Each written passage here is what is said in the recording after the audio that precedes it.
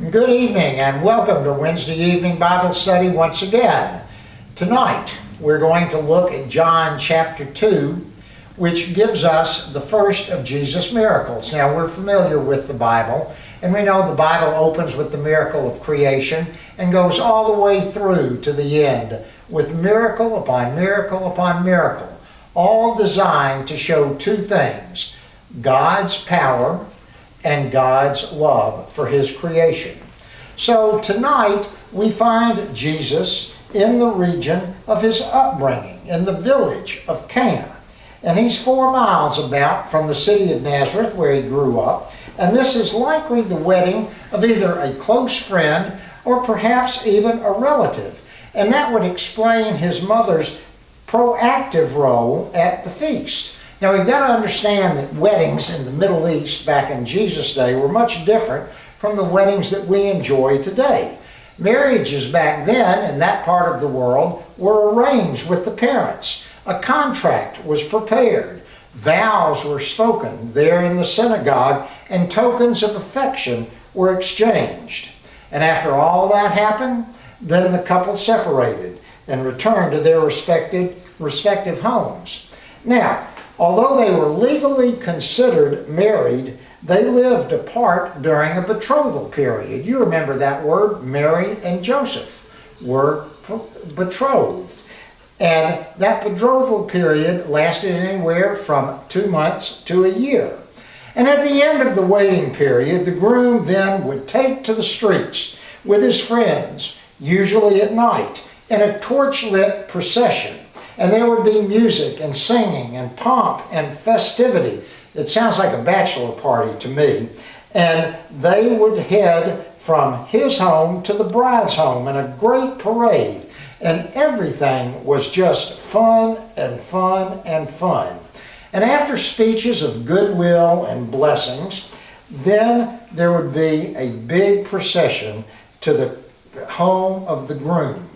And at the home of the groom, there was a big party waiting, a feast, a party that lasted sometimes as long as a week. And the sad thing is, the groom's family had to provide enough food and drink for everyone for an entire week. Well, at this particular wedding, that feast had not been planned well. They didn't have enough wine to serve their guests for the whole time. And that is a major faux pas in social doing in that period of time. In some cases today in the East, hospitality is considered a sacred duty and must be done.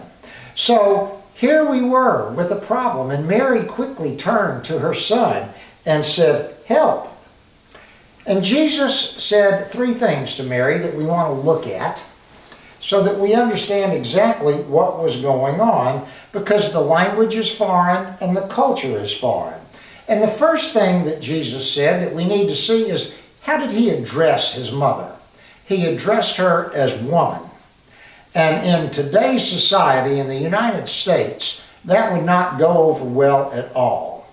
Woman has a negative connotation, if you will, when we use it as an address. When I read this and hear somebody address a woman as woman, I hear Archie Bunker addressing Edith. That's the way he used to address her. Well, in their time, woman was a term of respect. It was like ma'am, or it was like madam. The second thing we want to look at is Jesus said, what does that have to do with us?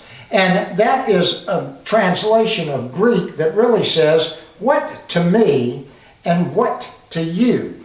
And it can be one of 2 things. It can either be a sharp rebuke to put you in your place, or it can be just a gentle request to be left out of a particular matter. The third thing that Jesus said that we need to clarify was, my hour has not come. And Jesus made several references to His hour in the book of John. 5 times He says that His time has not yet come. And 3 times in John, He declares that His time has come. The hour is always a reference to the time of his glorification, which was set to occur after his resurrection and not before. Now, those in Jesus' day who accepted Jesus as the Christ were quite correct to accept that the promised king would bring God's glory, and he would take that glory to the nation. Just how this was to happen, though, no one understood very well at all except for Jesus. And there was this conflicting expectation that appeared frequently all the way through the book of John. And it began with this incident that happened just days after John the Baptizer had officially announced the identity of the Christ. Now, Mary knew before anyone that her son was the Messiah. For years, she and Joseph had endured the scorn and the ridicule and the misunderstanding and apparently conceiving Jesus during their betrothal. And for years, she waited patiently to share the wonderful secret that she alone had with the world. And it's likely that she saw this present crisis as a perfect opportunity for Jesus to burst upon the political scene, to stir the people up to action, and to begin his campaign to claim the throne of David. Now, Jesus responded to his mother, and he had to clarify three misconceptions. First misconception, the Messiah's glory would come only at the expense of his death, not as the result of some dazzling show of power. And secondly, the glory that the Messiah had would come only from God. It would not come from people and those who idolized him. And third, the Messiah's glory would take place on the Father's timetable, not anyone else's. Mary may not have understood the full significance of her son's correction, but she got the message, and he knows his destiny, and he's in charge, was what Jesus was saying to his mother. Now, the fact that Jesus did act by supernatural means tells us that he didn't object to his mother's request. In fact, he delighted to help the host family. He instructed the servants to fill 6 stone water bottles that held a lot of water, anywhere from 25 to 27 gallons each. And that would provide more than 150 gallons of wine. You know how many glasses of wine you get out of 150 gallons? 2,400 servings. And he did this without leaving room for trickery or for doubt. While he stood back, or perhaps he was even reclining at a table in another room, the servants handled the jars. They fetched the water, they poured the water, and then they drew the sample. And somewhere between the jars and the wedding coordinator, or the sommelier, whatever they called it, this miraculous transformation took place. Now, notice 2 things about this miracle, if you will. First, it foreshadows things that are to come. The provision of the wine was more than abundant, and the quality of that wine was excellent. And secondly, take notice of what motivated Jesus to do this. It's a very simple thing. It was a simple act of kindness, done for the sake, for the love of his friends. He didn't make this a sideshow spectacular. In fact, it appears that the only people who knew about it were those who had already believed that he was the Christ. Even the head waiter didn't know what had happened. So John concludes this picture with a comment. And the comment is, he calls this miracle of Jesus the first of many signs.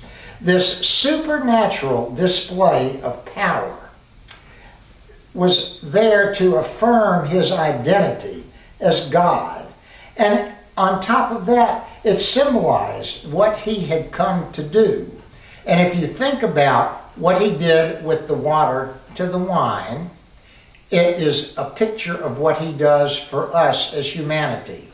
He transformed the contents from water that was ordinary and of not much use other than just to drink. He transformed the contents into something much better. And when Jesus fills us up, he transforms our contents, our heart, our soul, our beliefs, our essence, and we are strengthened as a result of that. His disciples witnessed the transformation of the water to the wine, and they saw what it happened. We too see people that have been transformed, and when we walk hand in hand, shoulder to shoulder with people that we know Jesus has transformed and have changed, we are stronger in our witness for him. So, changing the water into wine was a forerunner of what Jesus came to do for all of mankind. He made something mundane into something very, very special. We end on a note of just mainly information in this particular story. And John tells us that after the feast was over and all of the celebration was done, that Jesus and his disciples, and there were 5 of them at this point, enjoyed a short time of family reunion in Capernaum, which was about 18 miles away from Cana. Now, you will notice as you read the Gospels, Matthew, Mark, Luke, and John, once we leave the temple, when Jesus is 12 years old, there's never any other mention of Father Joseph. We don't really know what happened, but the assumption is that Joseph died. And tradition has it that Mary, after the death of Joseph, and for the rest of her life, probably lived with one of Jesus' half-brothers. So, as you think about the first miracle that Jesus did, think about the transformation. That's what that was all about. That he was able to change water to wine, just as he changes us from sinners to forgiven. There's no greater transformation that can be had. I look forward to being with you next week. Wash your hands, use your sanitizer, and stay healthy. Good night, all.